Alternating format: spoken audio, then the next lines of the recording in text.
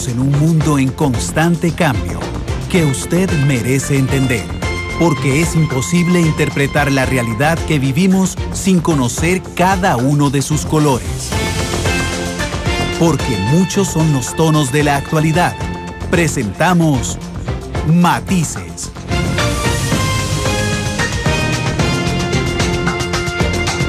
Una producción de Noticias Monumental.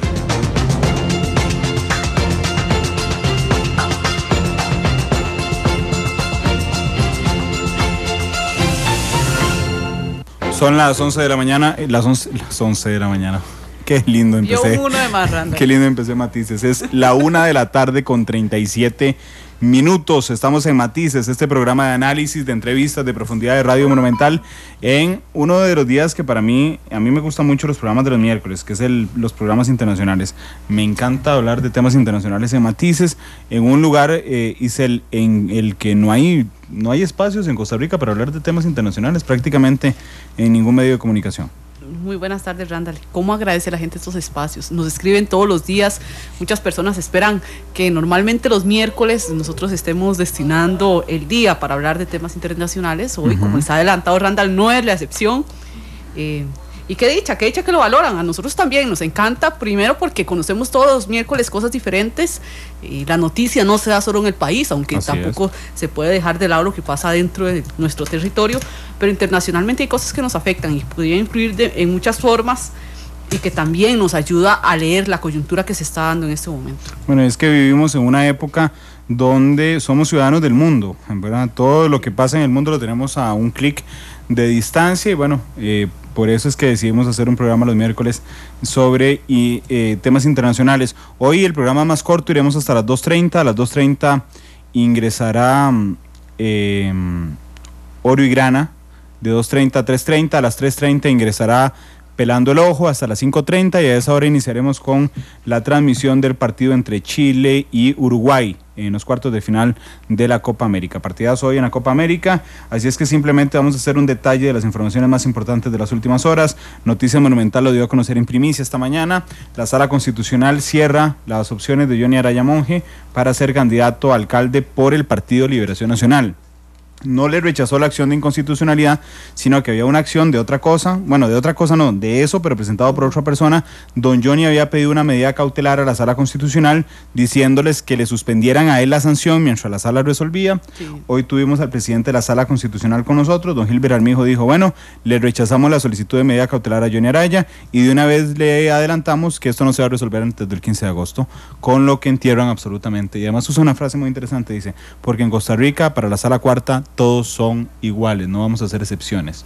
Así es, y es un tema que se ha venido discutiendo desde hace un par de meses atrás. Recordemos que la primera persona que vio este informe, o más bien resolvió más bien en contra de don Johnny Araya, fue el Tribunal de Ética del Partido Liberación Nacional. Sí.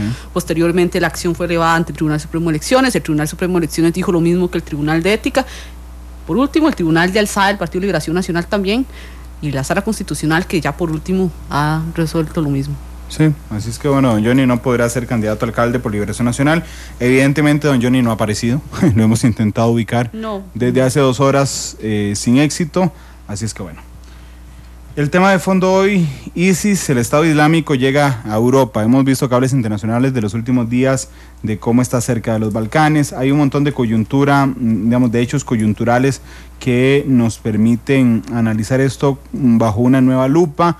La derrota de Erdogan en Turquía, que Turquía es la puerta de ingreso prácticamente a Siria.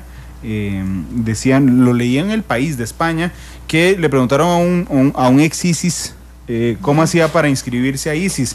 Bueno, lo hizo en Turquía, llegaba a la capital turca y de ahí pasaba a Siria. Así es que hoy tenemos al mayor experto en Medio Oriente de Costa Rica, don Sergio Moya está con nosotros. Sergio, ¿qué tal? Bueno, Sergio, de la Escuela de Relaciones Internacionales de la Universidad Nacional. Sergio, buenas tardes. Muy buenas tardes, Isel y Randall, un gusto como siempre estar en el programa. No, gracias, es un honor para nosotros, de verdad. ¿Es cierto que ISIS ya está en Europa, Sergio?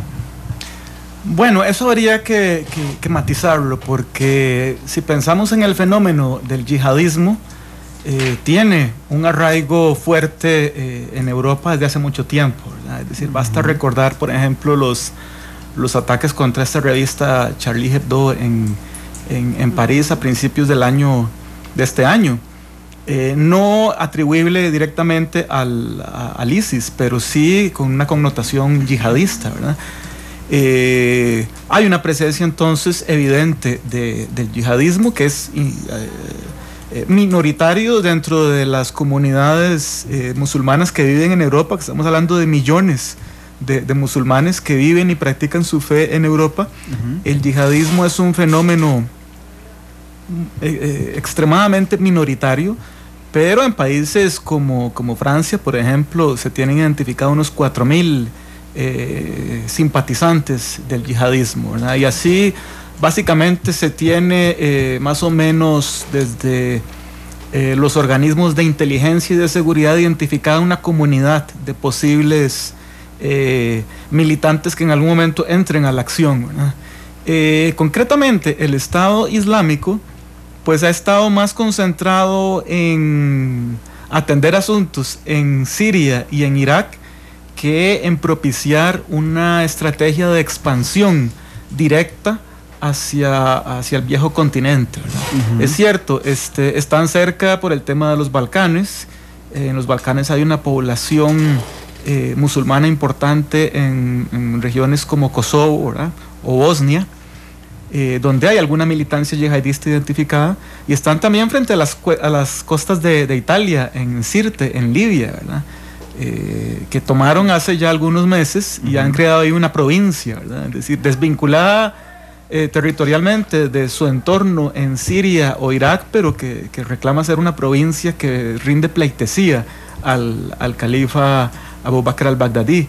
Entonces, si tenemos una presencia no territorial, no ejerciendo un dominio sobre un espacio geográfico determinado, como tenemos en el caso de Siria e Irak, pero sí una presencia que podríamos llamar indirecta, ¿verdad? A través incluso de células dormidas del Estado Islámico que podrían eventualmente estar esperando instrucciones en alguna parte de Europa. Hay que recordar que de los más o menos 20.000 hombres en armas que tiene el Estado Islámico, se calcula que entre 5 y 6.000 tienen un origen europeo, ¿verdad? Que han viajado en los últimos meses por rutas como la de Turquía, que ahora se les dificulta un poco porque los kurdos han sellado alguna parte de la frontera entre los dos países, pero era básicamente muy sencillo llegar en avión o en autobús a Estambul y de ahí seguir las instrucciones de los grupos de reclutamiento y llegar, por ejemplo, a Gaziantep, que es una ciudad turca muy cercana a Siria, y de ahí cruzar una frontera que estaba deliberadamente mal cuidada por las autoridades turcas y que, pues en última instancia, colaboraban con el Estado Islámico para que militantes de cualquier parte del mundo llegaran a través de Turquía, ¿no? Sí, déjame nada más antes de darle chance a Isel de hacer la siguiente pregunta. Bueno, la yihad es la visión más conservadora, digamos, del islamismo, ¿verdad? Al pie de la letra, como si... yo sé que ustedes los profesionales en esto siempre son muy alérgicos a las comparaciones, pero necesito comparar para la práctica. Es como si nosotros, los cristianos, siguiéramos hoy el ejemplo al dedillo del Antiguo Testamento y apedreáramos a la mitad de la gente en San José. Bueno, la yihad sigue al pie de la letra el islamismo, pero sobre todo cree que hay una mezcla la autoridad religiosa con la autoridad civil. Y lo que decía Sergio sobre los territorios, bueno, es que en Siria y en Irak el Estado Islámico ha generado un califato que, insisto en la comparación, es como que un grupo se vaya a Guanacaste, agarre Guanacaste y diga, bueno, este es el califato de ahora en adelante, fulano de tal.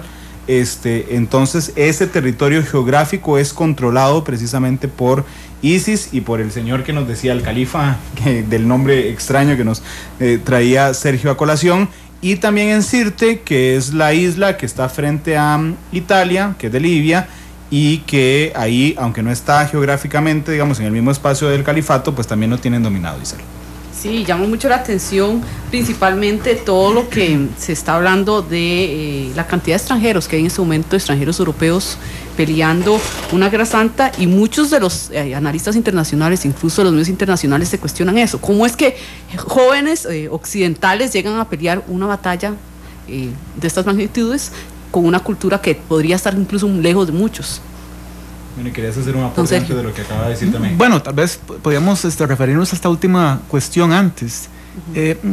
Casi siempre se trata de europeos que tienen alguna nacionalidad europea, pasaporte, documentos, pero que tienen algún origen en sus familias en el Medio Oriente, ¿verdad? Es decir, son musulmanes europeos, la mayoría de estos 5.000 o 6.000, ¿verdad? Es decir, es gente que profesa la fe musulmana, que adhiere a esta versión radical del Islam, que es el yihadismo, y que pues ve en la convocatoria que hace el ISIS a través de sus sofisticados medios de propaganda y reclutamiento, una llamada interesante, ¿verdad? Una llamada que tiene que ver con luchar, llevar a cabo el bien frente al mal. Es decir, hay una serie de mecanismos que seducen a estos jóvenes para que de entornos a veces de práctica del Islam muy pacíficos, muy moderados, se radicalicen, ¿verdad? En esto los psicólogos han hecho pues un trabajo interesante a la hora de identificar las causas por qué una persona que lleva una vida normal de repente decide vincularse a una de esas organizaciones famosas por su violencia extrema, ¿verdad? Entonces es complicado porque no todo se explica, Randall Eisel, por la religión, ¿verdad? Muchas veces se explica, según estos expertos en psicología, en elementos que no tienen que ver con la religión directamente, ¿verdad? Ahora, volviendo un poco atrás, algo que comentábamos hace unos minutos, habría que hacer una distinción entre yihad, islamismo e islam, ¿verdad? Yihad es una palabra tal vez de las más controversiales del Islam, pero yo diría también de las más desconocidas, ¿verdad? Yihad significa esfuerzo, ¿verdad? Viene de la raíz árabe yahada, que significa eso precisamente, esfuerzo, y literalmente significa esfuerzo en el camino de Dios, ¿verdad? Quiere decir todo aquello que el creyente lleva a cabo en su vida para ser un mejor musulmán, un mejor ciudadano, un mejor padre, un mejor esposo, un mejor creyente, vaya, ¿verdad? Y bueno, para los musulmanes la yihad no tiene un sentido peyorativo ni asociado a la violencia. Para la mayoría de los musulmanes la yihad es algo virtuoso, ¿verdad? Porque acerca al creyente a ser una mejor persona, ¿verdad? Una mejor persona alejándose del pecado, siguiendo las directrices de la religión, siguiendo el ejemplo del profeta Mohammed, etc. Pero no necesariamente tiene una connotación violenta. Los yihadistas sí le dan a este concepto una connotación de combate, una connotación militante, y por eso es que interpretan la yihad como una acción fundamentada muchas veces en la lucha y en la violencia, ¿verdad? Pero esto es muy debatible dentro del mismo campo académico o teológico del Islam, porque la mayoría de los musulmanes, los eruditos, los teólogos, dicen que el sentido de la yihad no es de carácter violento, ¿verdad? Y que no implica, por ejemplo, imponerle a nadie la religión por la fuerza. El Corán es explícito, dice nada de violencia en religión, ¿verdad? De manera que esta posición violenta, o esta posición que adhiere a una interpretación violenta de la yihad, es básicamente minoritaria, ¿verdad? Y el islamismo deberíamos distinguirlo de Islam, porque el islamismo es una corriente básicamente reciente. El Islam se establece en el siglo VII después de Cristo, pero el islamismo es una corriente sociopolítica relativamente reciente, es del siglo XX, y básicamente lo que apela es ver al Islam como una ideología política, cuyo fin es la creación de un Estado islámico basado en la Sharia o la ley religiosa, ¿verdad? Pero es una corriente también entre muchas que hay dentro del Islam contemporáneo, ¿verdad? No todos los musulmanes son islamistas, por ejemplo, ¿verdad? Porque no todos creen que el Islam sea básicamente una ideología política, y eso es la esencia de la creencia en el islamismo, ¿no? Okay. Sergio, ¿por qué Turquía? A mí me llama la atención tremendamente que un país que limita con Siria, ¿verdad? Digamos que es el límite entre Europa y Asia, geográficamente. ¿Por qué Erdogan, que era el primer ministro, por qué le permite, digamos, a la gente pasar a ayudar a ISIS? ¿Es a cambio de que no se metan a su territorio por afinidad ideológica, por afinidad religiosa? ¿Por qué Turquía y el primer ministro saliente, porque perdió las elecciones, permitía esto? Bueno, más que afinidad ideológica, es una cuestión geopolítica, ¿verdad? Es decir, Erdogan estaba empeñado en sacar a Bashar al-Assad del poder, ¿verdad? Independientemente de ideologías o de religión, ¿verdad? Y por eso es que favorecía a estos grupos de oposición violenta en Siria, muchos de ellos yihadistas, que estaban empeñados en derrocar al gobierno de Bashar al-Assad en Damasco, ¿verdad? Es decir, allí había una cuestión personal, casi que una obsesión por sacar a Bashar al-Assad, que también comparten otras cancillerías del mundo, no solo la de Ankara, ¿verdad? Y bueno, ven en los yihadistas la posibilidad... O departamentos de Estado también, ¿no? Sí, claro. Es decir, hay una obsesión por sacar a Bashar al-Assad de Siria. Es un dictador, claramente, pero el problema es que puede venir después de Bashar al-Assad, ¿verdad? Es decir, si la comunidad internacional y los vecinos de Siria están dispuestos a pagar el precio de sacar a un régimen, sí, dictatorial, pero secular, que básicamente mantenía el statu quo en la región, a cambio de un régimen yihadista que se encarga más bien de propiciar una expansión de esta alternativa violenta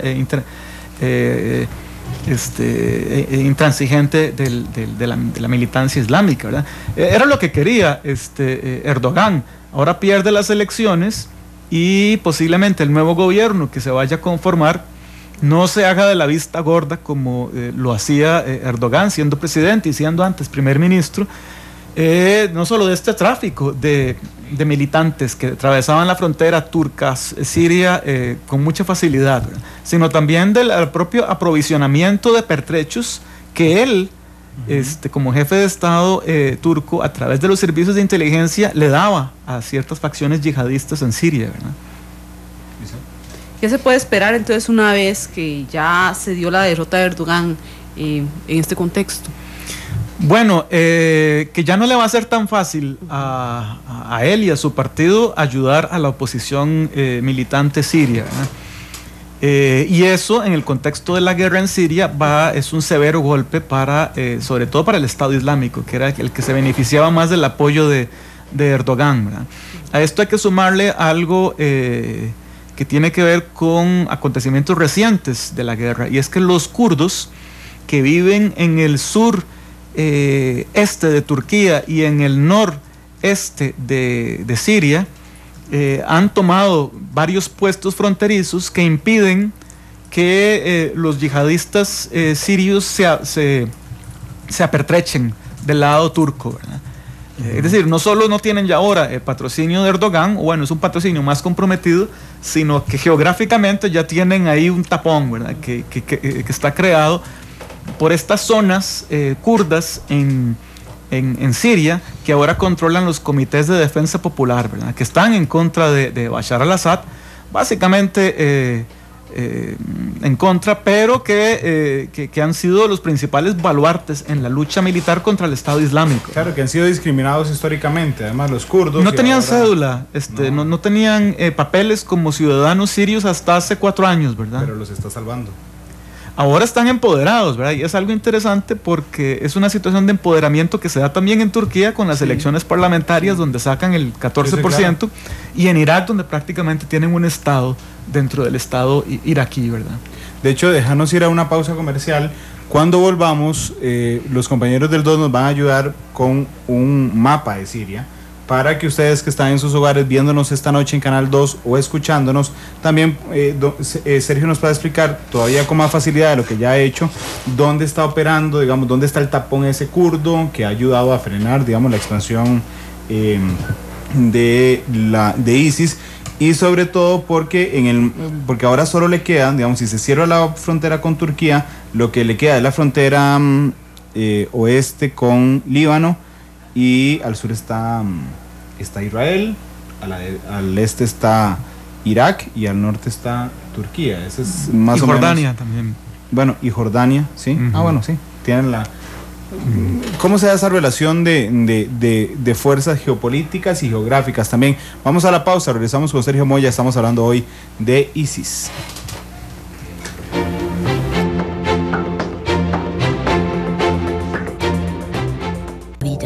Tarjeta roja a la violencia contra las mujeres. Denuncia al 911. Este es un mensaje del Instituto Nacional de las Mujeres, INAMU. ¿Ha querido siempre tener una quinta con piscina? Haga sus sueños realidad. Venta de propiedades en San Carlos, Orotina y Caldera, frente a la autopista, con opción de cambio por propiedad en el Valle Central. Desde 1.500 hasta 3.000 metros cuadrados. Financiamiento disponible. Lotes planos con zonas verdes. Ya puede empezar a hacer sus sueños realidad y sin intermediarios. Llámenos 8399-8956. Yo desde ya pienso en mi pensión. Yo tengo un compromiso para planear mi mañana. Yo pongo mi futuro en las mejores manos. BN Vital le invita a escuchar el microprograma Vivir Bien. En todas las emisiones de Noticias Monumental y todos los miércoles, la entrevista con un experto de BN Vital. Piense en su futuro. Piense en Vivir Bien.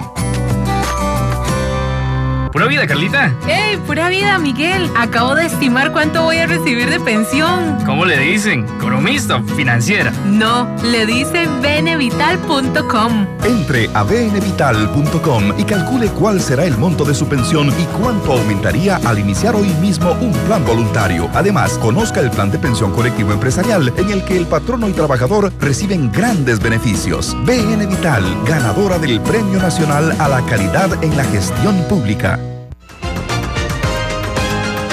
La actualidad, sus tonos, sus contrastes. Esto es Matices.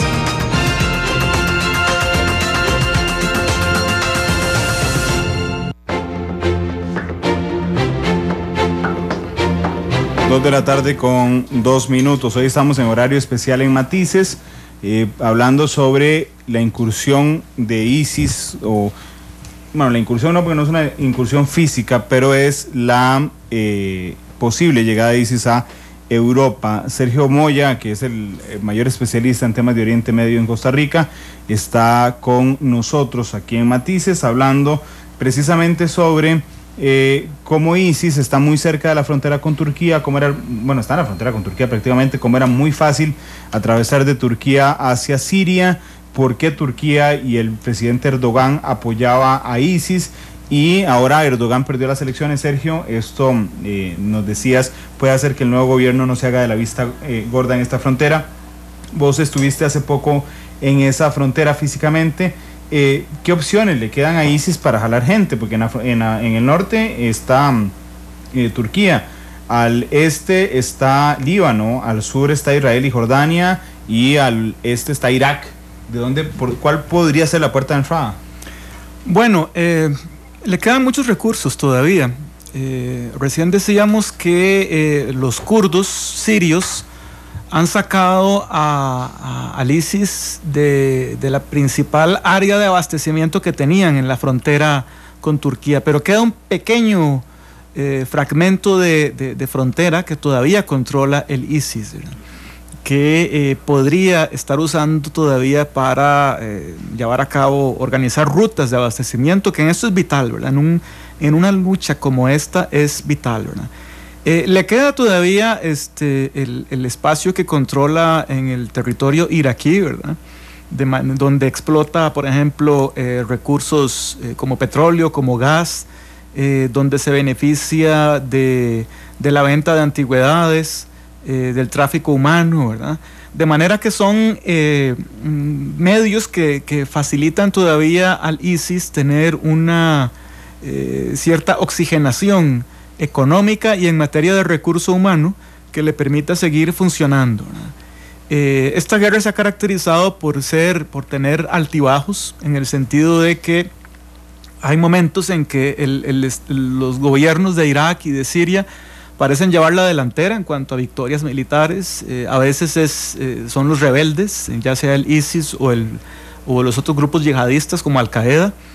En las últimas semanas, más bien el lado ha estado el lado beneficiado han sido los gobiernos, ¿verdad? Tanto el de Irak como el de Siria, que han dado golpes importantes al ISIS, ¿verdad? Ahora que mencionabas la frontera con Líbano, bueno, son dos países que comparten una frontera importante, básicamente área montañosa.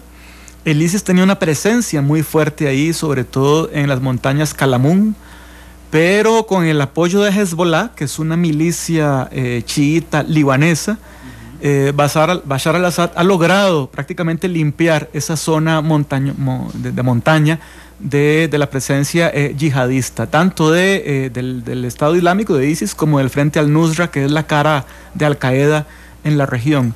Pero esto tiene un costo, ¿verdad? Y es que Bashar al-Assad cada vez se ve más obligado a recurrir a aliados extranjeros, en este caso Hezbollah o el gobierno iraní, para ganar su guerra, ¿verdad? Para ganar batallas, ¿verdad? Y esto le resta autonomía política, ¿verdad? Porque él enfrenta un problema grave de recurso humano en sus fuerzas armadas, ¿verdad? Es decir, los niveles de reclutamiento son muy bajos, hay un nivel de cansancio ya en las fuerzas armadas sirias, y esto acrecienta esa dependencia que es frente a actores como Irán, frente a Hezbollah, lo cual muestra con más claridad cómo esta guerra es una guerra ya entre muchos actores. No solo es una guerra entre sirios, ¿verdad?, sino que es una guerra en la que participan directa o indirectamente muchos actores. Hemos hablado de Turquía, pero también está fuertemente involucrada Arabia Saudita, está obviamente Estados Unidos y la coalición, está Qatar, están los kurdos, que tienen una vinculación transnacional en la región, está Rusia, que de alguna manera apertrecha militarmente a Bashar al-Assad. Entonces es parte de lo complejo de este conflicto, ¿verdad? De hecho, nada más para apoyarnos, creo que ya está el mapa, que de hecho es un mapa que trae Sergio. Moya, ahí está el mapa que trae Sergio. Para los amigos que nos están oyendo, es un mapa con colores morado, negro, amarillo y rosado. ¿Qué significan esos colores, Sergio? Bueno, lo que quienes nos van a ver por televisión pueden ver en la parte superior de la imagen una franja morada que va iría de este a oeste. Es la parte siria que controlan ahorita las milicias de los comités de defensa popular kurdos, ¿verdad?, que pelean contra el Estado Islámico, ¿verdad? Y precisamente el Estado Islámico es lo que se ve como una franja negra, más gruesa o más delgada en distintas partes del territorio, pero que va en una dirección oeste, sur-este, ¿verdad? Y que básicamente sigue los márgenes del río Éufrates, ¿verdad? Esa es la zona que controla desde Irak hasta el norte el Estado Islámico, ¿verdad?, y que tiene su capital en Al-Saka, ¿verdad?, que está identificada en el mapa. Y decíamos, bueno, que la última parte del territorio que controla el Estado Islámico o ISIS hacia la frontera turca es ese espacio que se ve entre el morado y el amarillo, ¿verdad? El amarillo es lo que controlan otros grupos rebeldes antigubernamentales, pero unas semanas atrás el territorio que controlaba el ISIS era mucho más extenso, ¿verdad? Ha ido perdiendo terreno. Ha ido perdiendo terreno, pero también han ido ganando terreno otros sectores rebeldes, ¿verdad? Por ejemplo, en el área amarilla, en la parte superior izquierda del mapa, esa es una parte que controla el Ejército de la Conquista, que es una coalición de grupos encabezados por Al-Nusra, y Al-Nusra es la cara de Al-Qaeda en esta guerra, ¿verdad? Y que combaten también contra el Estado Islámico. Hay que recordar que no es una guerra solo entre el Estado Islámico y el gobierno de Siria, sino es una guerra en la que están involucrados muchos grupos militares, ¿verdad? Ahora sí, Sergio. Sí, y eso precisamente lo que quería enfatizar, don Sergio, la cantidad de frentes que se han dado en este momento, y ya usted nos había comentado, incluso fuera de micrófonos, la capacidad o lo que tienen previsto algunos sectores que están viendo en Occidente Al Qaeda incluso como aliado, tomando en cuenta que incluso ISIS tuvo sus orígenes en Al Qaeda, que es lo que siempre se ha entendido. Sí, así es, efectivamente es una tendencia preocupante, porque sí hay señales en distintas cancillerías occidentales y intenciones muy claras en gobiernos como los de Qatar, los de Arabia Saudita, en ver a Al Qaeda como una opción contra el ISIS, ¿verdad? Y no solo una opción frente al ISIS, sino una opción frente a Bashar al-Assad, ¿verdad? Sí. Al Qaeda, sus líderes en Siria han sido muy hábiles, han dicho, bueno, no vamos a atacar ni a cristianos ni a kurdos, no vamos a cometer actos de barbarie como los que comete el Estado Islámico, todo eso con el afán de granjearse cierta simpatía, ¿verdad?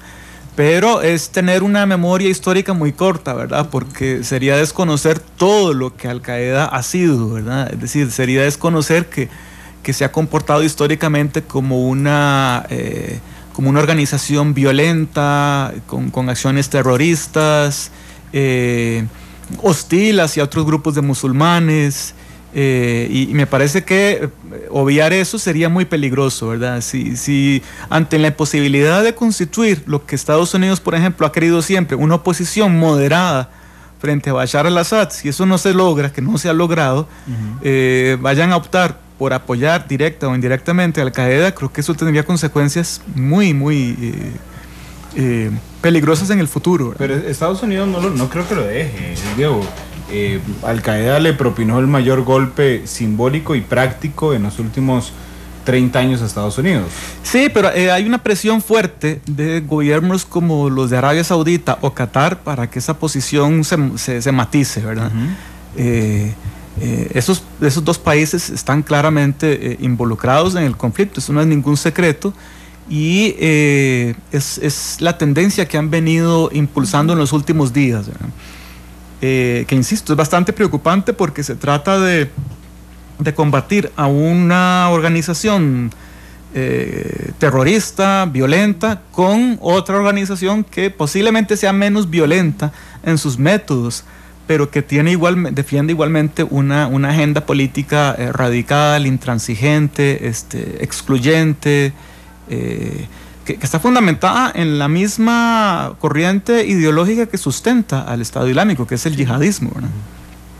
En este caso, de todos estos frentes que se han formado, ¿cuál podría ser como el más unificado o el que podría tener una solución tal vez menos peor? Bueno, eso es muy difícil de determinar, ¿verdad? Es decir, lo único claro que esta guerra nos muestra es que no va a tener una finalización ni a corto, posiblemente ni a mediano plazo, ¿verdad? Porque hay cierta paridad, ¿verdad? Es decir, como les decía, hay semanas en las que la iniciativa militar la llevan los rebeldes, como cuando conquistaron hace poco Ramadi en Irak, o Palmira, en esta ciudad antiquísima de Palmira, en el desierto sirio. Pero un par de semanas después los rebeldes son derrotados en Calamún, en la frontera con Líbano. Ahora los kurdos están a 50 kilómetros de la capital del Estado Islámico, en Al-Saka. Eso es un dato muy interesante. Pero posiblemente vamos a ver en las próximas semanas o meses cómo esta tendencia a favor de los gobiernos se revierte, ¿verdad? Estamos en el mes de Ramadán, que es el mes sagrado para los musulmanes, y en los últimos 4 meses de Ramadán, de los últimos 4 años, han sido periodos en los que los rebeldes refuerzan su capacidad operativa, ¿verdad?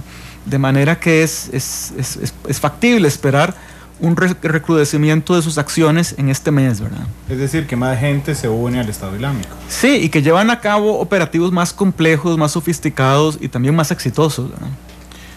Sergio, estaba leyendo hay una revista que tiene el Estado Islámico, Davik. Sí. De hecho, te iba a preguntar si vos sabes, porque estoy leyendo una nota de ANSA.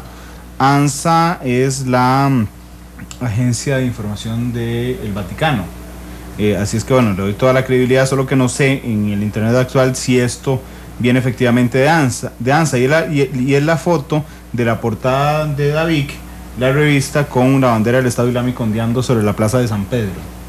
¿La habías visto? Sí, bueno, hay que decir que esta revista es uno de los ejemplos del nivel de sofisticación en términos mediáticos que ha desarrollado el Estado Islámico. Está genialmente graficada. Sí, exacto. Es una cosa impresionante.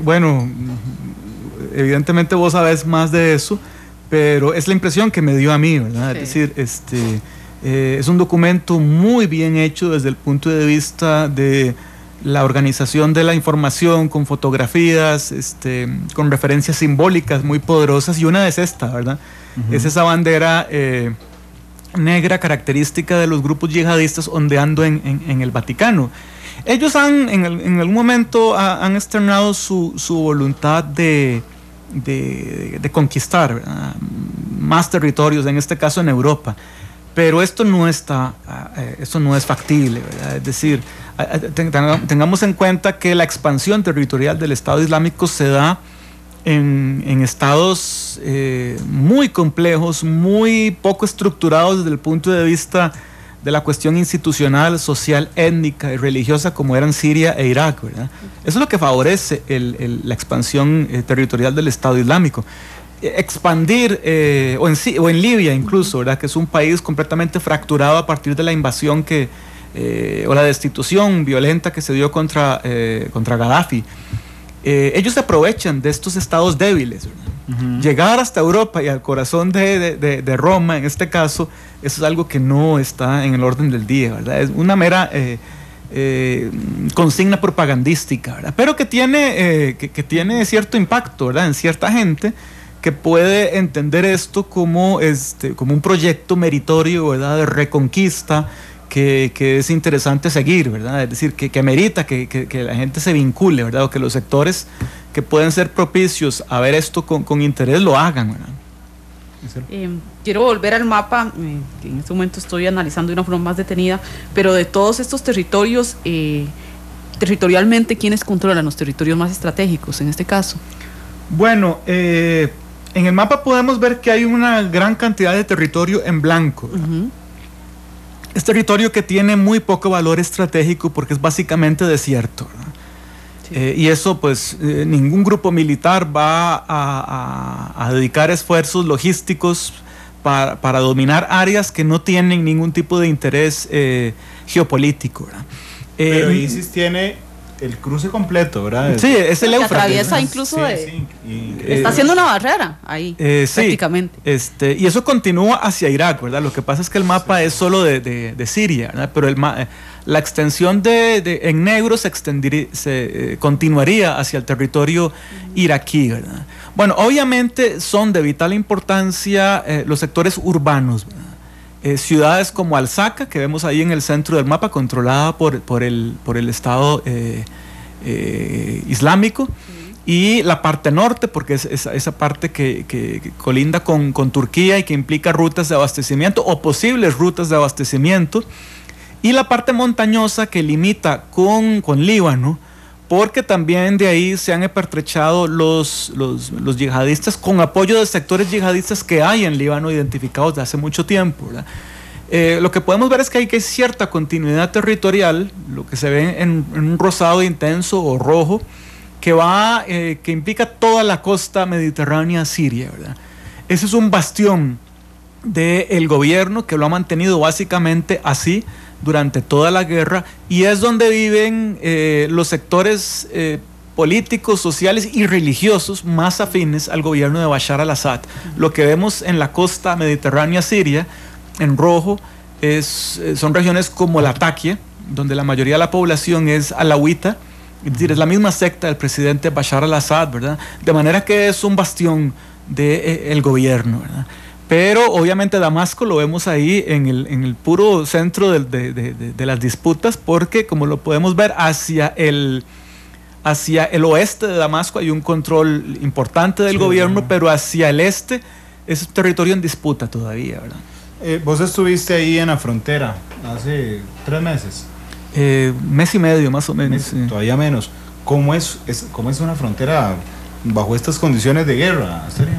Bueno, yo esperaba ver señales más claras de que había un conflicto apenas a 20 kilómetros, ¿verdad? Pero lo que me llamó la atención es que, bueno, yo estuve evidentemente del lado turco.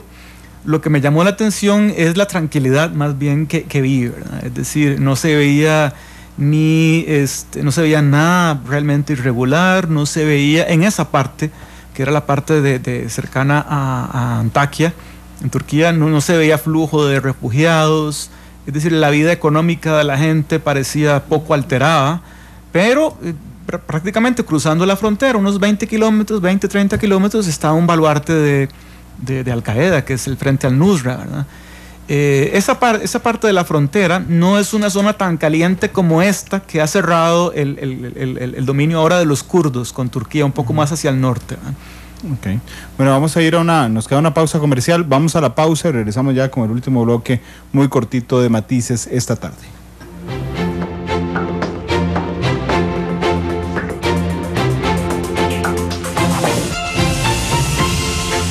Porque la realidad tiene muchos tonos, matices.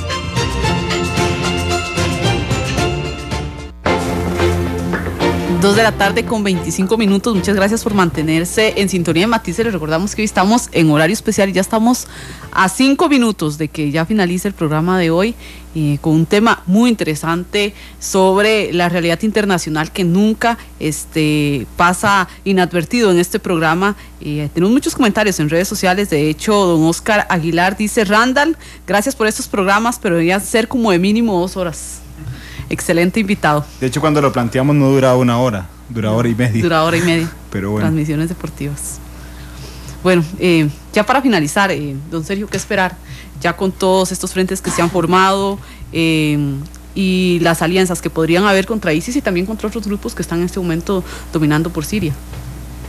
Bueno, creo que lo más lamentable es el costo humano que esto ha supuesto y que va a seguir manifestándose, ¿verdad? Tenemos ya casi 8 millones de desplazados en una guerra muy con episodios de mucha sangre, mucha violencia, y esto creo que no va a cambiar al corto plazo.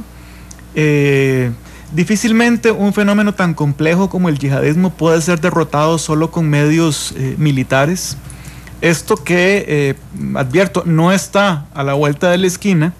Incluso si fuera a darse una derrota sustancial en el campo militar, esto no implicaría que el yihadismo violento no se reconstituiría con algún tiempo después en alguna otra parte de Medio Oriente, del mundo, el norte de África. Creo que hay que esperar una guerra que se va a prolongar por al menos unos 2 años más o 3 al menos, ¿verdad? No hay en este momento una tendencia ni militar ni política que nos señale que el desenlace puede estar a corto o mediano plazo, ¿verdad? Y eso es lo más lamentable, ¿verdad? Porque supone que el sufrimiento de mucha gente en la región se va a perpetuar, ¿verdad? Es interesante, por ejemplo, el empoderamiento de los kurdos, es interesante el empoderamiento de Hezbollah. ¿En qué radica la fuerza de ellos? Porque llama mucho la atención. ISIS es un grupo muy poderoso y ellos le han ganado, los kurdos. Sí, ellos tienen una identidad básicamente nacional, ¿verdad? Que es el ser kurdo, ¿verdad? Es el tener una lengua que es de raíz kurda, ¿verdad? Pero no tienen una afinidad o una afiliación religiosa tan intensa como lo tiene ISIS, ¿verdad? Sí. Pero han resultado ser los sectores más capaces a la hora de derrotar a los yihadistas, ¿verdad? Entonces por ahí podría desencadenarse victorias más contundentes frente a los yihadistas, ¿verdad? De hecho, hoy sale una nota internacional, dice Adolfo, que no termine. Sí, nos queda un minuto nada más. Que leí una nota sobre el SIDA en ISIS. Descubrieron a una persona que contagió de SIDA a las muchachas que violentan sexualmente. Bueno, y ISIS lo ha identificado prácticamente y lo ha castigado fuertemente, Sergio. Es que, digamos, son cosas de la guerra que uno no ve, así como no veíamos históricamente los abusos de los rusos cuando entraron a Berlín en el 45, hoy no vemos esos matices, ¿verdad? Bueno, esos niveles de violencia, así como vos lo decís, no los inventa el ISIS, ¿verdad? Es decir, se han dado a lo largo de la historia en muchas ocasiones. Ahora estamos inundados por medios que nos transmiten estas imágenes muy grotescas, ¿verdad? Por cierto, pero que pues ahora conocemos por esos recursos, ¿verdad? Lamentablemente esta es la dimensión más trágica del conflicto, más allá de lo estratégico, de lo geopolítico. Este sufrimiento de la gente sencilla es la que pues llama más la atención, ¿no? Claro. Sergio, muchas gracias por haber estado aquí hoy. Con mucho gusto, un placer. Gracias, Isel, por acompañarme esta tarde. Buenas tardes. De esos terrores en las guerras, porque las historias las escriben los ganadores de las guerras, entonces omiten sus propias violaciones. Hay un libro precioso, ustedes lo pueden leer, bueno, no es precioso, es dramático, pero el libro es muy bueno, que se llama Una mujer en Berlín. Lo pueden leer, es un diario que encontraron de una periodista alemana que estaba en Berlín cuando entró al ejército ruso. Es impresionante el nivel de detalle y es cierto, digamos, lo que ocurrió. Ya no nos queda tiempo, 2:29. Nos escuchamos hoy a las 7:30. Es la emisión de noticias hoy porque hay partido Chile-Uruguay y mañana Matices a las 2 de la tarde. Feliz tarde.